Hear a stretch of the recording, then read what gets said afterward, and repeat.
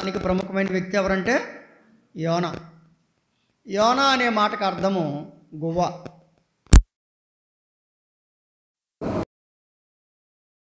గువ్వ అంటే తెలుసా? చాలాసార్లు బైబిల్ గ్రంథంలో పావురాన్ని గువ్వని రెండింటిని ఇంచుమించుగా దగ్గరగా మాట్లాడుతుంటారు. పావురము గువ్వ. యోనా గ్రంథము, యోనా అనే భక్తుడు గువ్వ అని అర్థం. యోనా అనే మాటకు అర్థం ఏంటి? గువ్వ. సరే, మొదటి అధ్యాయంలో పారిపోయాడని విన్నాం, రెండవ అధ్యాయంలో ప్రార్థించాడని విన్నాం, మూడవ అధ్యాయంలో ప్రకటించాడని విన్నాం, నాలుగవ అధ్యాయంలో పోరాడాడు. ఇవన్నీ దేవుని చిత్తమైతే వరుసగా మనం ధ్యానం చేయొచ్చు. అయితే అవసరమైన మేరకు ఈ రోజున గువ్వ, యోనా అనే మాటకు అర్థం ఏంటి? గువ్వ. బైబిల్ గ్రంథం ఏం చెప్తుందంటే, యెహోవా వాక్కు అమిత్తయి కుమారుడైన యోనాకు ప్రత్యక్షమై ఇలాగూ సెలవిచ్చాను. యోనాకు ప్రత్యక్షమై ఇలా సెలవిచ్చాడు. సరే, దైవ గ్రంథంలో యోనా అనే మాటకు అత్యంత ప్రాధాన్యమైన అర్థం ఉంది, గువ్వ అని. ఈ గువ్వకు ఉండేటువంటి అనేకమైన లక్షణాలు ఉన్నాయి. ఈ గువ్వకు ఉండేటువంటి అనేకమైన ఆత్మీయమైన సత్యాలు ఉన్నాయి. ఇవి మనం తెలుసుకోవాలి. గువ్వని గురించి బైబిల్ గ్రంథం ఏం చెబుతుందంటే, దేవుని వాక్యములో హోషేయ గ్రంథం 7వ అధ్యాయం, హోషేయ గ్రంథం 7వ అధ్యాయం మొదటి 11వ వచనం. హోషేయ గ్రంథం 7వ అధ్యాయం 11వ వచనం ఏముందో చూడండి. పేజ్ నెంబర్ చెప్పాలా? 748.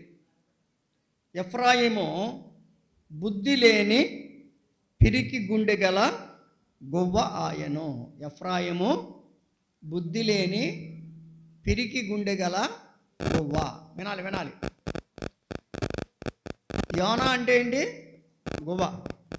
గువ్వకుండే లక్షణం ఏంటి? పిరికితనం. విన్నారా? గువ్వకుండే లక్షణం ఏంటి? పిరికితనం. గువ్వ పిరికిది. కొన్నిసార్లు కాకైనా భయపడదేమో కానీ గువ్వ ఎలా అంటే పారిపోద్ది. ఎందుకంటే గువ్వకేముందంటే పిరికితనం ఉంది. పిరికితనము గల గువ్వ. దైవ గ్రంథం చెబుతుంది, ఎఫ్రాయిము పిరికి గుండె గల, బుద్ధి లేని పిరికి గుండె గల గువ్వ ఆయను. ఇప్పుడు యోనా గారి దగ్గరికి వద్దాం. యోనా గారికి దేవుడు ఏమి చెప్పాడు? నువ్వు నీనివే పట్టణానికి వెళ్ళు. నువ్వు ఎక్కడికి వెళ్ళు? నీనివే పట్టణానికి వెళ్ళు. నీనివే పట్టణానికి వెళ్ళి దుర్గతి కలుగుతుందని ప్రకటన చెయ్యి అన్నాడు. దుర్గతి కలుగుతుందని ప్రకటన చేయమన్నాడు. మరి యోనా ఏం చేశాడు? నినివే పట్టణానికి వెళ్ళడానికి ఇష్టపడలేదు. కారణం ఏంటో తెలుసా?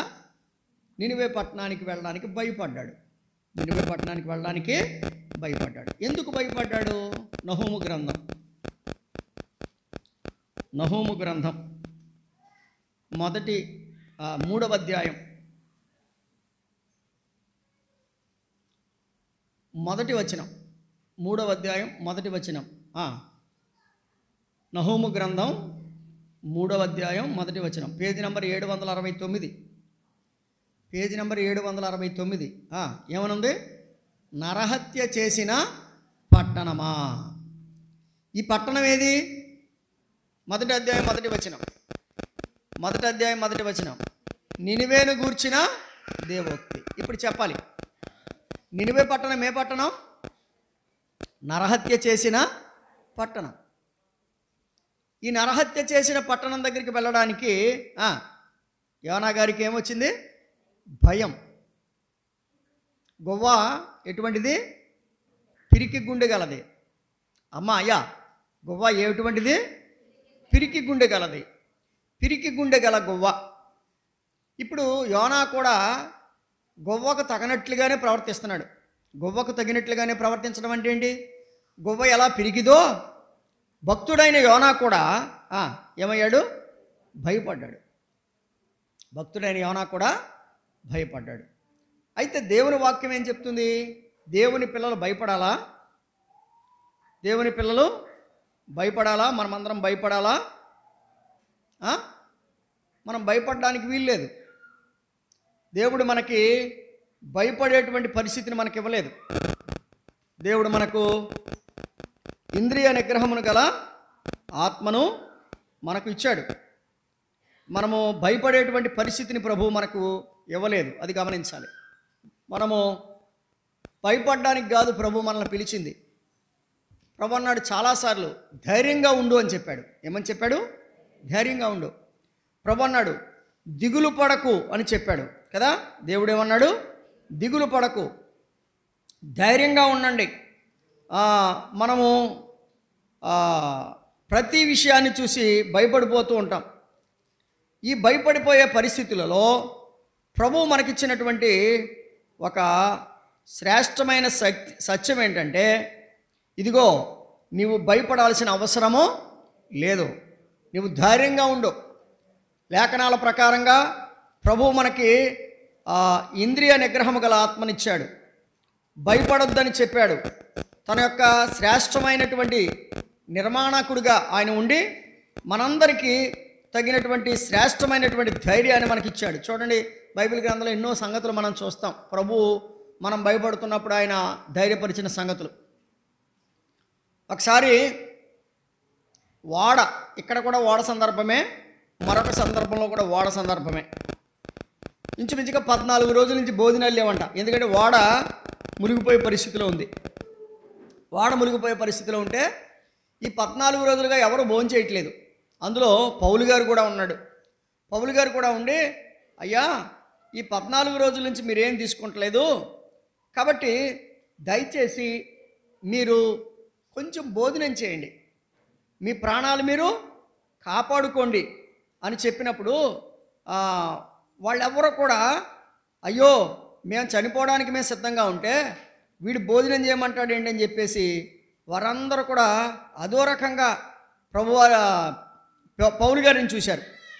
అయితే పౌలు గారు ఏం చేశాడంటే ఆ సందర్భంలో, అలా కాదు, మీరు భోజనం చేస్తే తప్ప మీరు శక్తిని పొందలేరు. దేవుడు నాకు రాత్రి దర్శనమిచ్చాడు. ఆ దర్శనంలో ఏమని చెప్పాడంటే, మీలో ఒక్కడి యొక్క తల వెంట్రుక కూడా కిందకు రాలదు అని ప్రభు చెప్పాడు. కాబట్టి నేనేం చేస్తున్నానంటే, దయచేసి మీరు భోజనం చేయమని బ్రతిమాలుతున్నాను అని అంటే వాళ్ళు ఎవ్వరూ ఒప్పుకోలేనప్పుడు అపోస్తలుడైన పౌలు గారు చేసిన పని ఏంటంటే, ఒక రొట్టె పట్టుకున్నాడు, కృతజ్ఞతాస్తుతులు చెల్లించాడు. కృతజ్ఞతాస్తుతులు చెల్లించి ఆ కృతజ్ఞతాస్తుతులు చెల్లించిన మీదట రొట్టెని తిన్నాడు. రొట్టెని ఎప్పుడైతే తిన్నాడో మిగిలిన వాళ్ళందరూ కూడా ధైర్యం తెచ్చుకున్నారంట. ఏం తెచ్చుకున్నారు? చూడండి, అపోస్తల కార్యముల గ్రంథం 27వ అధ్యాయం 35వ వచనం. అపోస్తల కార్యముల గ్రంథం 27వ అధ్యాయం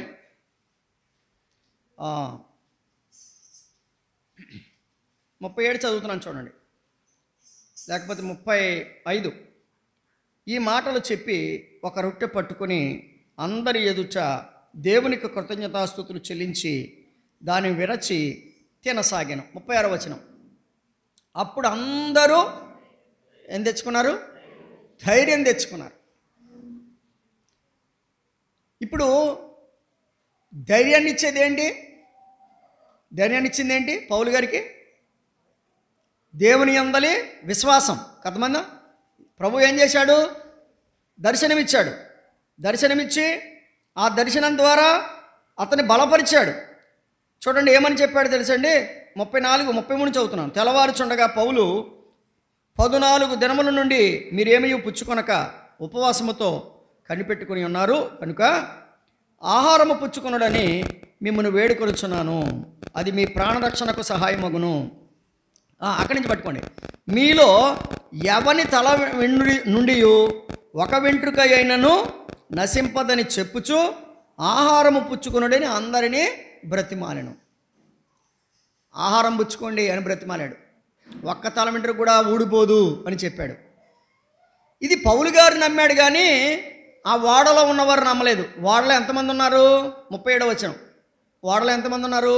37వ వచనం. ఓడలో ఉన్న మేమందరము 276. 276 మంది ఉన్నారు. ఈ 276 మందిలో దేవుని శక్తిని నమ్మినవాడు ఎంతమంది? ఒక్కడే.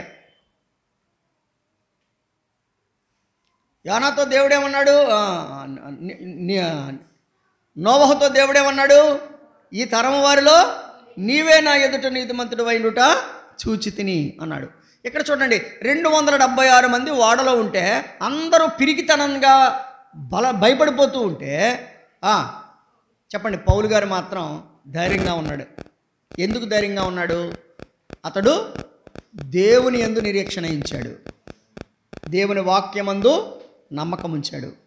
గత రాత్రి దేవుడు నన్ను దర్శించాడు, మనలో ఎవరి తల వెంట్రుక కూడా ఊడదని ఆయన చెప్పాడు, కాబట్టి దయచేసి కొంచెం ఆహారం తీసుకోండి అన్నాడు. కానీ ఆహారం తీసుకోలేదు. వాళ్ళు తీసుకోలేని కారణంగా ఈయన ధైర్యం చేసి ఏం చేశాడంటే కృతజ్ఞతాస్తుతులు చెల్లించి రొట్టె తినడం మొదలుపెట్టాడు. అప్పుడు 36వ వచనంలో అంటాడు, అప్పుడు అందరూ ఏం తెచ్చుకున్నారు? ధైర్యం తెచ్చుకున్నారు. అప్పుడు అందరూ ఏం తెచ్చుకున్నారు? ధైర్యం తెచ్చుకున్నారు. అమ్మాయ్యా, దేవుడు మనకి ఏమండి ధైర్యం తెచ్చుకోమని చెప్తున్నాడు. ధైర్యంగా మనము ప్రభువు కొరకు మనం నిలబడాలి. అపోస్తుడైన పౌలు దేవుని మాటను నమ్మి, అపోస్తుడైన పౌలు గారు దేవుని మాటను వినడం ద్వారా, నమ్మడం ద్వారా ధైర్యంతో ప్రార్థన చేశాడు, ధైర్యంతో ఆహారం తిన్నాడు. 14 రోజుల తర్వాత మిగిలిన వారందరూ కూడా ఆయన కృతజ్ఞతాస్తుతులు చెల్లించడం చూసి, ఆయన ప్రార్థన చూసి మిగిలిన వాళ్ళందరూ ఏం తెచ్చుకున్నారు? ధైర్యం తెచ్చుకున్నారు. ఇప్పుడు చెప్పండి, గొవ్వ ఇటువంటిది, పిరికిది. కానీ దేవుని పిల్లలు ఎలా ఉండాలి చెప్పండి? సింహం వలె ధైర్యంగా ఉండాలి. పరిస్థితులు ఎన్నో వస్తూ ఉంటాయి, ఇబ్బందులు ఎన్నో వస్తూ ఉంటాయి, రోగాలు వస్తాయి, సమస్యలు వస్తాయి, మనుషులకు కాకపోతే ఇంకెవరికి వస్తాయి. కానీ ప్రభు చెప్తున్నాడు, దేవుని మీద ఆధారపడి ప్రార్థన చేస్తే ధైర్యం వస్తుంది. పౌలు గారు చేసింది అదే. పౌలు గారు ఏం చేశాడంటే ప్రార్థన చేశాడు, కృతజ్ఞతాస్తుతులు చెల్లించాడు. ఈ కృతజ్ఞతాస్తుతులు చెల్లించడం ద్వారా మిగిలిన వాళ్ళందరికీ ధైర్యం వచ్చింది. కాబట్టి గొవ్వ అనగానే చెప్పండి, గొవ్వ అంటే ఏంటి? పిరికితనము గలది. కానీ దేవుడు మనకేమివ్వలేదు? పిరికితనము గల ఆత్మను ఇవ్వలేదు. గమనించాలి, పిరికితనము గల ఆత్మను ఇవ్వలేదు. పౌలు గారు మిగిలిన భక్తులందరూ కూడా పిరికివారిగా కాకుండా దేవుని కొరకు నమ్మకమైన వారిగా ఉన్నారు. ఒక మాట చెప్పనా, మేము సేవించుచున్న మా దేవుడు మండుచున్న అగ్ని వెండి గొండము నుండి మమ్మను తప్పించి రక్షించుటకు సమర్థుడు. అయినను లేకపోయినా సరే మేము నీ బొమ్మకు మాత్రం నమస్కారము చెయ్యం. ఏమండి, దేవుని పిల్లలు ఎలా ఉన్నారు? ధైర్యంగా ఉన్నారు. ఎలా ధైర్యంగా ఉన్నారు? ఇదిగో మా దేవుడు మమ్మను రక్షిస్తాడు, ధైర్యంగా ఉన్నారు. రాజా, నీవు నిలవబెట్టిన ప్రతిమకు మేము నమస్కారం చెయ్యము అని చెప్పారు. దానియేలు గ్రంథంలో మనం చూస్తాం. మరొక సందర్భంలో దానియేలును సింహపు బోనులో వేశారు, కానీ ఎలా ఉన్నాడు? ధైర్యంగా ఉన్నాడు. నేనంటాను, అగ్నిలో వేసిన, సింహపు బోనులో వేసిన వారి ధైర్యము చెక్కు చెదరలేదు. కారణం ఏంటంటే వారు ఎవరి మీద ఆధారపడ్డారు? దేవుని యందు నిరీక్షణయుంచి ఆయనను స్తుతించున్న ప్రాణమా, దేవుని యందు నిరీక్షణయుంచి ఆయనను స్తుతించున్న ప్రాణమా, ఏ అపాయము రాకుండా నిన్ను దివారాత్రులు, ఏ అపాయము రాకుండా నిన్ను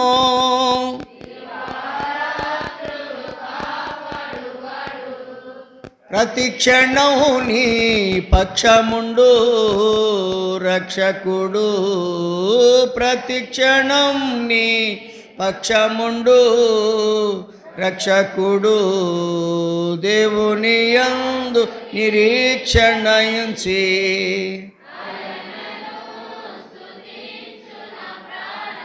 కాబట్టి గువ్వ పిరికి గుండె గలది, కానీ దేవుని పిల్లలకి ఏం కావాలి?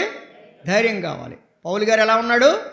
ధైర్యంగా ఉన్నాడు. 276 మందిలో ఒక్కడే ధైర్యంగా ఉన్నాడు. కారణం ఏంటి? ఆయనకి ఎవరున్నారు? ప్రభు ఉన్నాడు. ప్రియమైన వారలారా, లోకంలో ఎంతోమంది ఉన్నారు, ధనికులు ఉన్నారు, గొప్పవారు ఉన్నారు, జ్ఞానవంతులు ఉన్నారు. కానీ మనం ప్రభువుని ఎరిగిన వారం, మనకు ప్రభు ఉన్నాడనే ధైర్యంతో మనం సాగాలి. పౌలు గారు కూడా చాలాసార్లు ఒకటే ప్రార్థన కోరేవాడు. ఏమనంటే, నేను ధైర్యంగా మాట్లాడడానికి నా కొరకు ప్రార్థన చేయండి. ఏమన్నాడు చూడండి, ఎఫెసీ పత్రిక 6వ అధ్యాయం 20వ వచనం చూడండి. ఎఫెసీ పత్రిక 6వ అధ్యాయం 20వ వచనం ఏమన్నాడు చూడండి. దానిని గురించి నేను మాట్లాడవలసినట్టుగా ధైర్యంతో మాట్లాడుటకై వాక్శక్తి నాకు అనుగ్రహింపబడినట్లు నా నిమిత్తము పూర్ణమైన పట్టుదలతో విజ్ఞాపన చేయుచు మెలకువగా ఉన్నాడు. ఇక్కడ అన్నాడు, నేను ధైర్యముతో మాట్లాడుటకై. నేను ఎలా మాట్లాడాలి? ధైర్యంగా మాట్లాడు. నేను ధైర్యం కావాలంటే, ధైర్యం కావాలంటే మందు ఒకటే, ప్రార్థన. అక్కడ చూడండి, ప్రార్థన చేసి రొట్టె తిన్నాడు, అవునా కదా? ఏమొచ్చింది? అందరికీ ధైర్యం వచ్చింది. ఇక్కడ కూడా ఏమంటున్నాడు?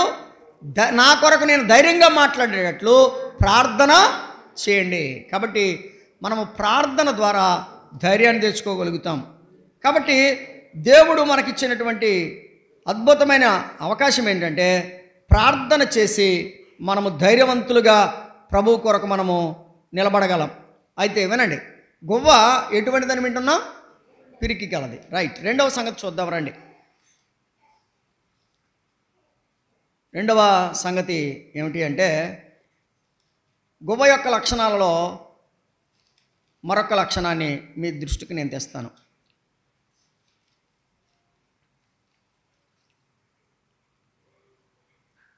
సొలొమోను వ్రాసిన పరమగీతం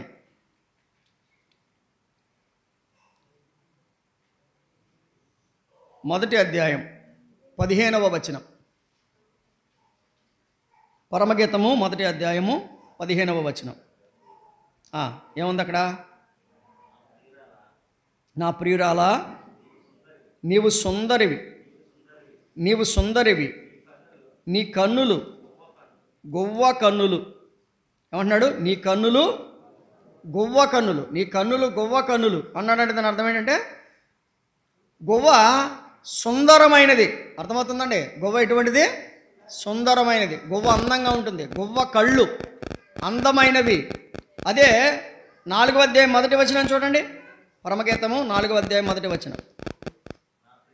నా ప్రియురాలా, నీవు సుందరివి, నీ ముసుగు గుండా నీ కన్నులు గువ్వ కన్నుల వలె కనబడుచున్నవి. ఎలా కనబడుతున్నాయి?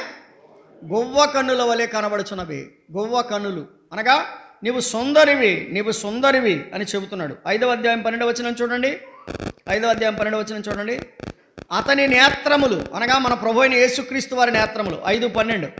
అతని నేత్రములు నదీ తీరములందుండు గువ్వల వలె కనబడుచున్నవి.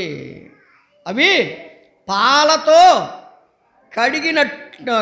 కడగబడినట్టు ఉన్నవి. వినాలి. గువ్వ ఎటువంటిది? అందమైనది. అయ్యా, గువ్వ ఎటువంటిది? అందమైనది. అయితే ఈ సందర్భంగా అందమైనటువంటి గువ్వగా మనము సాగడం ఎంతైనా ప్రభువు మన నుండి కోరుతున్నాడు. మనమందరం కూడా బాహ్యమైనటువంటి వాటిని, అందాన్ని మనం చూస్తాం. కానీ ప్రభువు ఆంతర్యమును లక్ష్యపెట్టువాడు. ప్రభు ఏం చేసేవాడు? ఆంతర్యాన్ని. చూడండి, సమూయేలు గారు యెషయా ఇంటికి వెళ్ళాడు. యెషయా ఇంటికి వెళ్ళగా యెషయా భక్తుడు, అంటే యెషయా పెద్దవాడు, అతనికి 8 మంది కొడుకులు. ఒకడిని పిలిచాడు, వీడు కాదు తీసేయమన్నాడు. రెండోవాడిని పిలిచాడు, వీడు కాదు తీసేయన్నాడు. ఎత్తులేడా? ఉన్నాడు.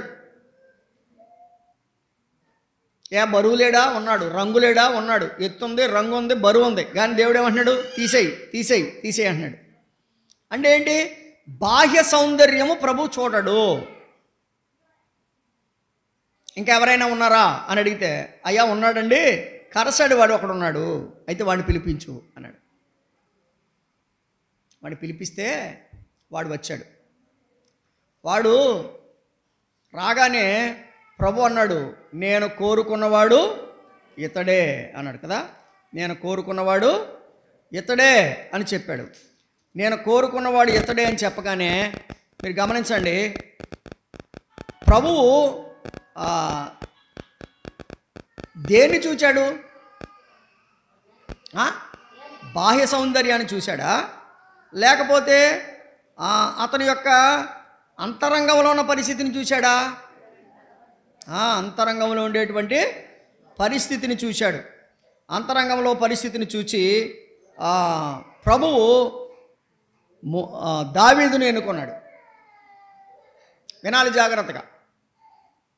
ఎత్తు, రంగు, రూపాన్ని దేవుడు చూడడు. చెప్పాడు సమూయేలుతో, సమూయేలు ఇవన్నీ మీకు తెలుసు కాబట్టి నేను వచనాలు చెప్పట్లా. సమూయేలు, మనుషులు పై రూపమును లక్ష్య పెట్టుదురు, కానీ నేనేం చేస్తాను? అంతరంగమును లక్ష్య పెట్టేవాడిని. నేను అంతరంగమును లక్ష్య పెట్టేవాడిని. చూడండి 16వ అధ్యాయం, సమూయేలు మొదటి గ్రంథం 16వ అధ్యాయం 7వ వచనం. అయితే యెహోవా సమూయేలుతో ఇలాగు సెలవిచ్చెను, అతని రూపమును అతని ఎత్తును లక్ష్య పెట్టకము. మనుష్యులు లక్ష్య పెట్టు వాటిని యెహోవా లక్ష్య పెట్టడు. నేను అతని త్రోసివేసి ఉన్నాను. మనుష్యులు పైరూపమును లక్ష్య పెట్టుదురు, కానీ యెహోవా హృదయమును లక్ష్య పెట్టును. ఇప్పుడు అందం ఎక్కడ ఉండాలి? హృదయంలో ఉండాలి. అమ్మా ఒక మాట అడగనా మీకు అందరినీ, మీ హృదయంలో అందంగా ఉన్నారా, పైకి అందంగా ఉన్నారా? మందంతా పై కోటింగ్లే, పైన మెరుపులు. హృదయం ఎలాగ ఉంది? ప్రభువారు చెప్పారు పరిసయ్యులతో, శాస్త్రులతో, మీరు సున్నం కొట్టిన సమాధులని. సున్నం కొట్టేశారు కాబట్టి సమాధి ఎలా కనబడుతుంది? తెల్లగా కనబడుతుంది, కానీ లోపలేముంది? కుళ్ళిపోయింది. అందుకనే మార్కు సువార్త 7:21లో లోపల నుండి అనగా మనుషుని హృదయంలో నుండి దురాలోచనలు, జారత్వములు, వ్యభిచారము, కృత్రిమము, కామవికారము, మత్సరము, దేవదూషణ, అహంభావము, అవివేకము, ఈ చెడ్డవన్నీ లోపల నుంచి బయటకు వచ్చి మనిషిని ఏం చేస్తున్నాయి? అపవిత్రపడుతున్నాయి. చెప్పండి, ఇప్పుడు మనిషి లోపల అసూయ ఉంది, అందంగా ఉన్నట్ట? చెప్పండి. మనిషి లోపల అసూయ ఉంది. పైకి వాడు బాగానే ఉంటాడు, కానీ లోపల అసూయ ఉంది. అసూయ కలిగిన వాడు అందం లేనట్టే, దేవుని దృష్టిలో అందహీనుడు, అందవిహీనుడు. గమనించాలి. గొప్ప కళ్ళు ఎటువంటివట? సుందరమైనవి. చూడండి దావీదుని గురించి ఏమన్నా చూడండి 16వ అధ్యాయం 12వ వచనం. సమూయేలు మొదటి గ్రంథం 16:12. అతడు వానిని పిలిపించి లోపలికి తోడుకొని వచ్చెను. అతడు ఎర్రని వాడు, చక్కని నేత్రములు గలవాడు, చూచుటకు సుందరమైన వాడునై ఉండెను. అతడు రాగానే నేను కోరుకున్నవాడు ఇతడే, నేను కోరుకున్నవాడు ఇతడే. అతడు చక్కని నేత్రములు గలవాడు. గువ్వ చక్కని నేత్రములు కలది కాబట్టి సుందరమైన గువ్వ. ప్రభు ఏం కోరుతున్నాడు చెప్పండి? నీ రాజు నీ సౌందర్యమును కోరువాడు. మన రాజు ఎవరు? మన సౌందర్యాన్ని కోరుతున్నాడు. కాబట్టి మనము ప్రభువుకి అర్పించవలసింది ఏంటంటే మన అంతరంగ సౌందర్యం. ఏ సౌందర్యం? అంతరంగం. రైట్. ఒకటి, గువ్వ పిరికిది, కానీ ప్రభు మనల్ని ఏమంటున్నాడు? మనం ధైర్యంగా ఉండాలి. గువ్వ పైకి అందంగా ఉంటుంది, కానీ ప్రభు అంటున్నాడు హృదయం అందంగా ఉండాలని చెప్తున్నాడు. ఏం అందంగా ఉండాలి? హృదయం. హృదయంలో ఏముండకూడదు చెప్పండి? చెడుతనం. ఈ భయంకరమైన చెడుతనాన్ని తీసివేయాలి. మరి హృదయంలో చెడుతనం పోవాలంటే ఏం చేయాలి? హృదయంలో యేసు ప్రభువుని చేర్చుకోవాలి. యేసు ప్రభువా నేను పాపినని అడగండి, నీ రక్తంతో కడగమని అడగండి. ప్రభు ఏం చేస్తాడంటే హృదయాన్ని కడిగి పవిత్రపరుస్తాడు. యోహాను మొదటి పత్రిక 1వ అధ్యాయం 9వ వచనం ఉంది, ప్రభు అయిన యేసు రక్తము ప్రతి పాపము నుండి మనలను పవిత్రులుగా చేస్తుంది. కాబట్టి హృదయ పవిత్రతను, అందాన్ని ప్రభు చూస్తున్నాడు. బాహ్య సంబంధమైన అందాన్ని ఆయన చూచేవాడు కాదు. రైట్. 1 గువ్వ పిరికి గుండె గలది, 2 గువ్వ అందమైనది, 3 చూడండి యెషయా గ్రంథం 38వ అధ్యాయం, యెషయా గ్రంథం 38వ అధ్యాయం 14వ వచనం, 38:14 ఏమని వ్రాయబడింది? యెషయా గ్రంథం 38వ అధ్యాయం 14వ వచనం, మంగళ కత్తి పిట్టవలెను ఓదె కొరకు వలెను నేను కిచకిచలాడి తిని, గొవ్వ వలె మూల్గి తిని. ఏమండి, గొవ్వ వలె మూలిగి తిని. గొవ్వ ఏంటి? ఎటువంటిది? మూలుగుతుంది. 59వ అధ్యాయం యెషయా గ్రంథమే, యెషయా గ్రంథమే 59వ అధ్యాయం 11వ వచనం, మేమందరము ఎలుగుబంట్ల వలె బొబ్బరించుచున్నాము, గొవ్వ వలె దుఃఖరవము చేయుచున్నాము. గొవ్వ ఏం చేస్తుంది? మూలుగుతుంది. విన్నారా? గొవ్వ ఏం చేస్తుంది? మూలుగుతుంది. మూలుగు దేనికి సాదృశ్యం అంటే ప్రార్థనకు సాదృశ్యం. మూలుగు దేనికి సాదృశ్యం? ప్రార్థనకు సాదృశ్యం. రోమాపత్రికలో వ్రాయబడింది చూడండి. రోమాపత్రిక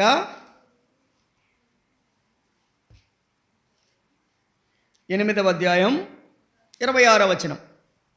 రోమాపత్రిక 8వ అధ్యాయం 26వ వచనం. అటువలే ఆత్మయు మన బలహీనతను చూచి సహాయము చేయుచున్నాడు. ఏలయనగా మనము యుక్తముగా ఎలాగూ ప్రార్థన చేయవలెనో మనకు తెలియదు కానీ ఉచ్చరింప సఖ్యము కానీ మూలుగులతో ఆ ఆత్మ తానే మన పక్షముగా విజ్ఞాపనము చేయుచున్నాడు. కాబట్టి మూలగడం అంటే ఏంటి? విజ్ఞాపన చేయడం. గువ్వ ఏం చేస్తుంది? మూలుగుతుంది. దేవుని పిల్లలు ఏం చేయాలి? జ్వరం వచ్చింది ఏం చేయాలి? జ్వరం వచ్చింది ఏం చేయాలి చెప్పండి? మూలగాలని అవడని చెప్తాడా? ఆటోమేటిక్గా తప్పుడు ముసిగేసేసి ఒరే బాబు మూలగరా బాబా అని చెప్తామా మనం ఎవరైనా? చెప్పక్కర్లా. నీ బాధను బట్టి నువ్వే మూలుగుతావు. పక్కని బట్టి మూలగటం కాదు, పక్కని చూసి మూలుక్కోవడం కాదు. నీ బాధను బట్టి నువ్వు మూలగాలి. మూలుగుట అంటే విజ్ఞాపన. కాబట్టి బైబిల్ గ్రంథం ఏం చెప్తుందంటే మనము విజ్ఞాపనము చేయాలి. ఏం చేయాలి? మనం విజ్ఞాపన చేయాలి. కాబట్టి సాధారణంగా గువ్వలను ఇంటి దగ్గర పెంచరు. ఎందుకంటే రాత్రులు చూడండి అప్పుడప్పుడు నువ్వు ఏడుస్తాయి. చూసారా? పావురాలు రాత్రులు ఏం చేస్తాయి? అవి ఏడుస్తున్నట్టుగా ఉంటాయి. అందుకని సాధారణంగా ఒరి బాబు ఇడ్లీ ఏడిపోయింటారు బాబు అని కొంతమంది పెంచరు. వినాలి.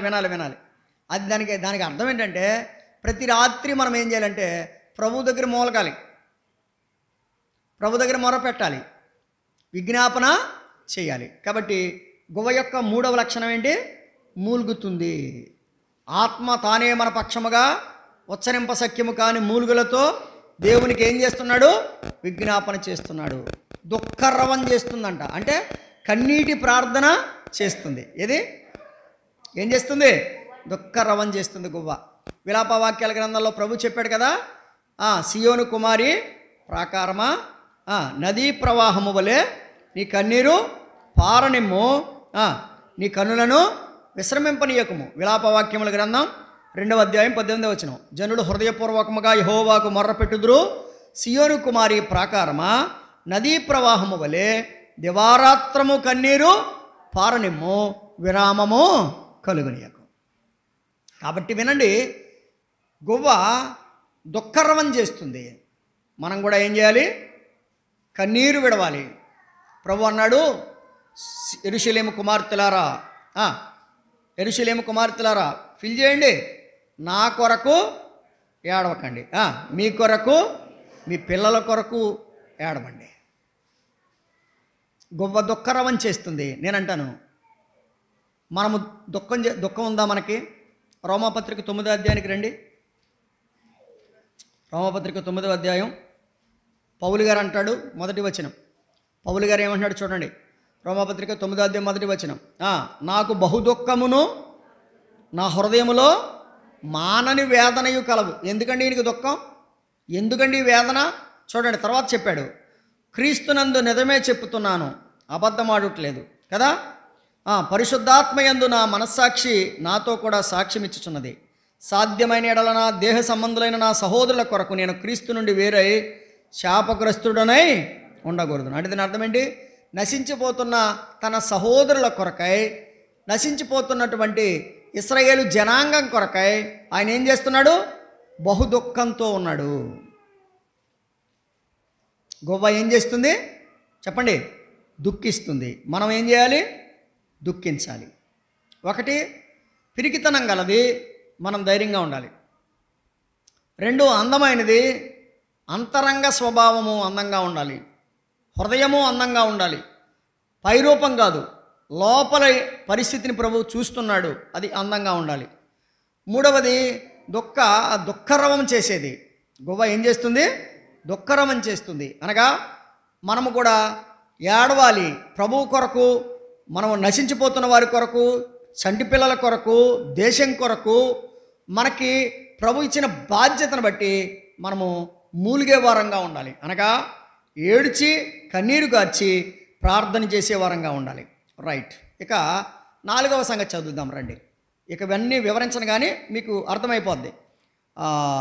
ఇర్మియా గ్రంథం 8వ వచనం.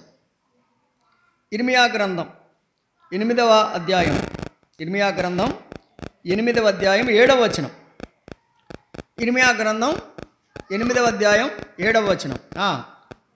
ఆకాశమునకు ఎగురు సంకుబుడి కొంగయైనను తన కాలము నెరుగును, తెల్లగొవ్వయు మంగళ కత్తి పిట్టయు ఓదె కొరకును తాము రావలసిన కాలమును. ఇక్కడ చూడండి, పిట్టల పేర్లు చెప్పాడు. కొన్ని పిట్టల పేర్లు, పిట్టలు పక్షులు చెబుతూ గువ్వకు కూడా ఏం తెలుసంట? ఏమన్నా చెప్పండి, గువ్వకి ఏం తెలుసంట? తన కాలము ఎరుగును. అమ్మ విన్నారా? గువ్వ ఏమి ఎరిగింది? కొన్ని పక్షులు ఉంటాయి, అప్పుడప్పుడు మనకు కొల్లేరు వస్తూ ఉంటాయి. కొల్లేరు ఎక్కడో ఆస్ట్రేలియా నుంచి వస్తాయి.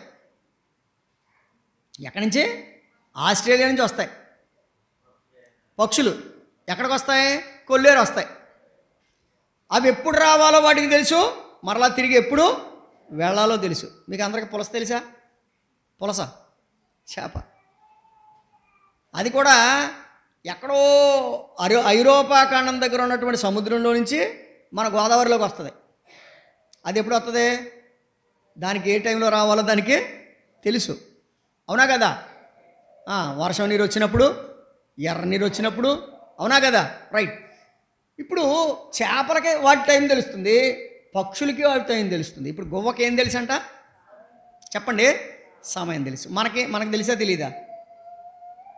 చెప్పాలి. మనకు సమయం తెలుసా? ఒక్క ప్రశ్న అడగనా? మందిరం ఎన్ని గంటలకి? చెప్పండి. 10:30. మీకు అందరికి వాచ్యలు ఉన్నాయా? ఉన్నాయా? మీరు మాకు సమయం తెలుసా? మీకు అందరికనే సమయం తెలిస్తే ఎన్నింటికి రావాలి చెప్పండి. మరి 10:30 దాటిన తర్వాత వచ్చారంటే ఏం తెలిసినట్టు? మీకు సమయం తెలిసినట్టేనా?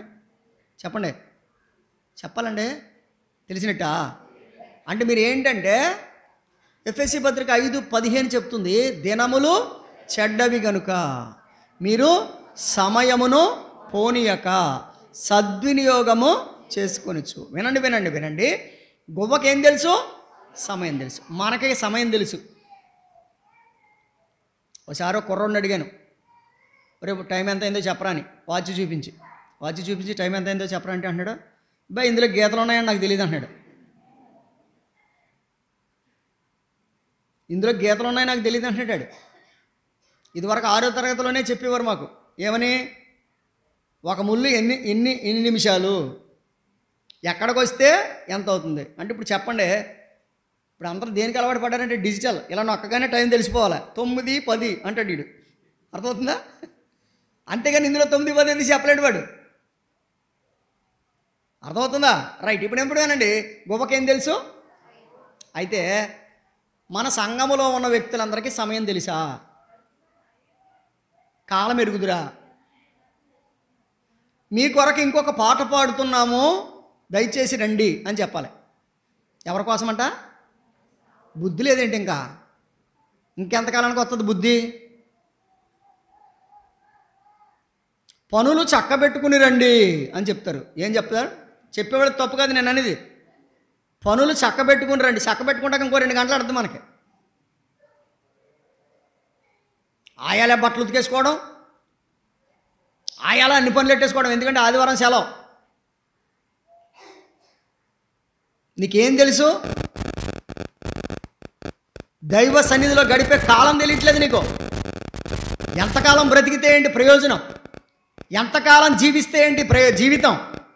దేవుని సన్నిధిలో గడపాలి. అందుకని 84వ కీర్తన అన్నాడు, నా దేవుని మందిర ద్వారం వద్ద నుండటం నాకు ఇష్టము, దేవుని మందిరావరణలో చూడవలనని నా ప్రాణం ఎంతో ఆశపడుతుంది. వినాలి. కాలం ఎరుగుదురా? ఇండియన్ టైం పంచువాలిటీ అంటారు. మరి అది ఎప్పటికి మారుతుందో తెలీదు. రైట్ టైం అంటాడు. రైట్ టైం అంటే రాంగ్ టైం అని కూడా ఉందని అర్థం.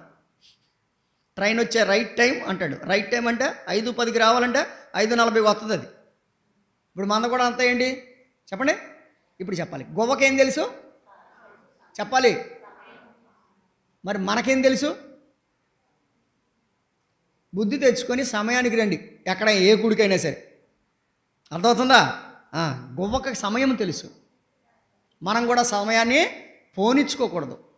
దేవుని సన్నిధికి రావాలి, ప్రార్థన చేయాలి, దేవుని ధన్యులంగా మనం సాగాలి. రైట్. కాబట్టి కాలము నెరిగిన గువ్వ. రైట్. ఇర్మియా గ్రంథం 48వ అధ్యాయం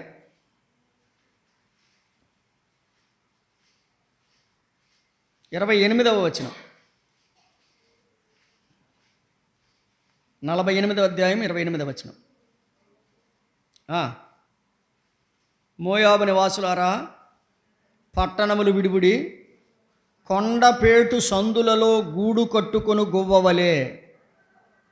కొండపేటు సందులలో గూడు కట్టుకొను గువ్వ. Right right right. వినాలి. గువ్వ ఏం చేస్తుందంట చెప్పండి? గూడు కట్టుకుంటుందట. కాలము నెరిగినది, గూడు కట్టుకునేది. గువ్వ ఎక్కడ కట్టుకుంటుందంట గూడు? చెప్పాలి. కొండపేటు సందులలో. ఇప్పుడు చెప్పాలి, గువ్వ దేన్ని ఆశ్రయించింది గూడు కట్టుకోవడానికి? బండను ఆశ్రయించింది. ఏ బండది? కొండపేటు కదా. యెహోవా నామము బలమైన దుర్గము, నీతిమంతుడు అందులోనికి పరిగెత్తి సురక్షితముగా ఉండను. ఏమంటే విన్నారా? ఇప్పుడు గువ్వ అక్కడెక్కడ గూడు కట్టుకోదు. ఎక్కడ కట్టుకుంటుంది? కొండపేటులో కట్టుకుంటుంది. చూడండి, అప్పుడప్పుడు పావురాలు చూడండి, పెద్ద పెద్ద కొండలు ఉంటాయి కదా, ఆ కొండలో కట్టుకుంటాయి. ఇప్పుడు చెప్పండి, గూడు ఎక్కడ కట్టుకుంది? కొండ మీద కట్టుకుంది. గూడు కొండపేటుల్లో కట్టుకుంది. మరి నువ్వు ఎక్కడ కట్టుకుంటున్నావు గూడు? చెప్పండి. మనం ఎక్కడ కట్టుకుంటున్నాం గూడు? కాలనీలో కట్టుకుంటున్నామండి, మా నాన్న ఇచ్చిన స్థలంలో కట్టుకుంటున్నామండి. అమ్మా ఇది కాదు, మనము గూడు కట్టుకోవాలి. ఇప్పుడు ఇంతకే పక్షి బతుకుండగా కట్టుకుంటుందా, చచ్చిన తర్వాత కట్టుకుంటుందా గూడు? చెప్పాలి. బతుకుండగా కట్టుకుంటుందా, చచ్చిన తర్వాత కట్టుకుంటుందా? మరి అందరూ అంటారేంటి? ఇప్పుడు మనం చాలామంది చచ్చిన తర్వాత చూద్దామని అంటారేంటి? బతుకుండగానే కట్టుకోవాలి గూడు. ఓకేనా? తిమోతి పత్రిక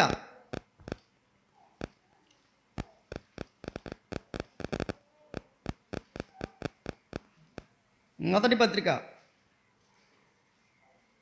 6వ అధ్యాయం 18వ వచనం. వారు వాస్తవమైన జీవమును సంపాదించుకుని నిమిత్తము రాబోవు కాలమునకు మంచి పునాది తమ కొరకు వేసుకొనుచు. చాలు. రాబోయే కాలానికి మంచి పునాది. విన్నారా? గువ్వ ఏం చేస్తుంది? గూడు కట్టుకుంటుంది. గువ్వ వేసుకునే పునాది ఎటువంటిది? కొండపేటు, బండ సందు కదా. ఆ బండ ఎవరు? క్రీస్తే. విన్నారా? క్రీస్తును ఆశ్రయించినటువంటి గువ్వ. ప్రియమైన స్నేహితులారా, భూలోకంలో ఉండగా, బ్రతికి ఉండగా మనము గూడు కట్టుకోవాలి. బ్రతికుండగానే పునాది వేసుకోవాలి. ఏ వ్యక్తి కూడా చచ్చిపోతే పరలోకం వెళ్ళిపోవడం. భూమి మీద ఉండగా ఒక మంచి పునాది వేసుకుంటే, రాబోయే కాలానికి ఒక మంచి పునాది వేసుకుంటే నువ్వు పరలోకానికి వెళ్ళగలుగుతావు. ఈ నా మాట విని వాటి చొప్పున చేయు ప్రతివాడును బండ మీద తన ఇల్లు కట్టిన బుద్ధిమంతుని. ఇప్పుడు చెప్పండి, గువ్వ ఎక్కడ కట్టుకుంది? బండ మీద. బుద్ధిమంతుడు ఎక్కడ కట్టుకున్నాడు? బండ మీద. మనం ఎక్కడ కట్టుకున్నాం? మట్టి మీద. రాబోయే కాలం గురించిన ఆలోచన మీకుందా స్నేహితులారా? ప్రభు రాబోతున్నాడు త్వరగా. ఆయన మేఘారూఢుడే రాబోతున్నాడు. ప్రతి వాని నేత్రము చూస్తుంది. ఆయన పొడిచిన వారు చూస్తారు. ఆయన జీతం ఇవ్వడానికి వస్తున్నాడు. నమ్మిన వారిని ఆయన తన రాజ్యంలో చేర్చుకోవడానికి వస్తున్నాడు. అయితే వినండి, భూలోకంలో ఉండగానే మంచి పునాది వేసుకుంటే పరలోక భాగ్యాన్ని పొందుతాం. ప్రభు అన్నాడు, సిలువలో దొంగ అన్నాడు, తండ్రి యేసు నీ రాజ్యముతో వచ్చినప్పుడు నన్ను జ్ఞాపకం. పునాది ఎక్కడ వేసుకున్నాడు? సిలువ మీద ఉండగా వేసుకున్నాడు పునాది. ప్రభు ఏమన్నాడు? నేడే నీవు నాతో కూడా. ఇప్పుడు చెప్పారా? ఇంతకీ సిలువలో దొంగ ఒక చిన్న పునాది వేసేసుకున్నాడు. ఏమనంటే యేసు అని. యేసు మీద ఆధారపడితే ప్రభు ఎక్కడిచ్చాడు స్థానం? చెప్పండి. రైట్. ఇప్పుడు ఇంతకే సిలువలో దొంగ పునాది వేసుకున్నాడు. నువ్వు వేసుకుంటావా? రాబోయే కాలం ఉంది. ఆ కాలానికి మంచి పునాది వేసుకోవాలి. గూడు కదా. ఏం కట్టుకుంటుంది గువ్వ? గూడు కట్టుకుంటుంది. బుద్ధిమంతుడు గూడు కట్టుకుంటున్నాడు. ఎక్కడ? బండ మీద. ఎవరిని ఆశ్రయించాలి? మనమందరం క్రీస్తుని ఆశ్రయించాలి. క్రీస్తనే బండ. ఆ బండ క్రీస్తే అని వ్రాయబడింది. కాబట్టి గువ్వను గురించిన సంగతులు మనం ఎన్ని విన్నామో? 1 పిరికితనము గల గువ్వ, 2 అందమైన గువ్వ, 3 మూలిగే గువ్వ, 4 కాలము నెరిగిన గువ్వ, 5 గూడు కట్టుకునే గువ్వ కదా. తర్వాత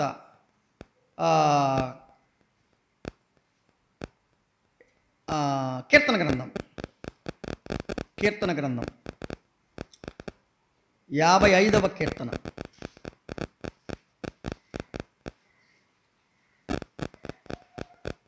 6వ చరణం 55:6.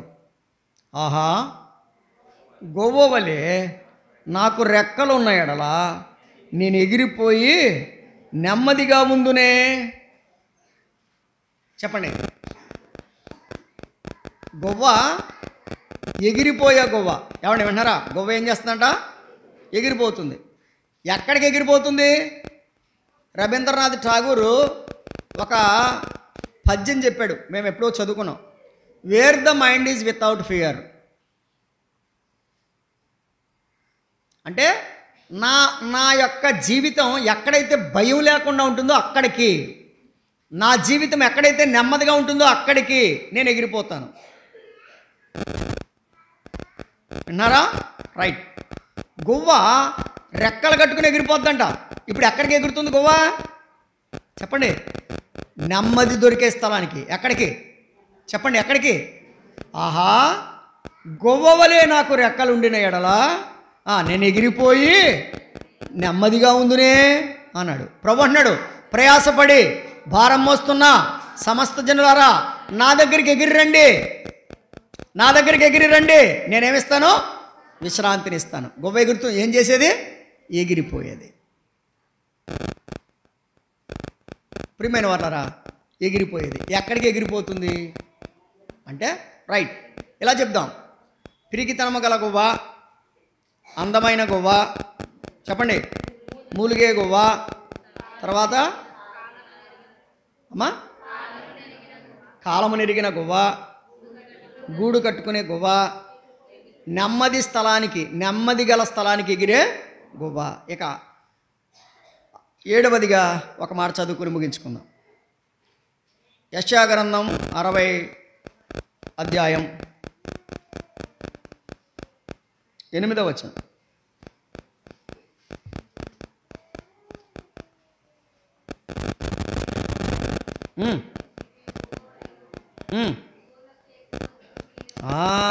మీరు గమనిస్తున్నారు, అక్కడ ఏం చెప్పాడు? మేఘము వలెను ఎగయు గొవ్వ వలెను. ఎక్కడికి వెళుతున్నారంట వీళ్ళు? ఎక్కడికి ఎగిరిపోతున్నారంట? చెప్పాలి. అక్కడ రాయబడింది, మేఘము వలెను ఎగయు గొవ్వ వలెను గోళ్లకు ఎగసి వచ్చు వీరు ఎవరు? దేనికి ఎగిరిపోతుంది గొవ్వ?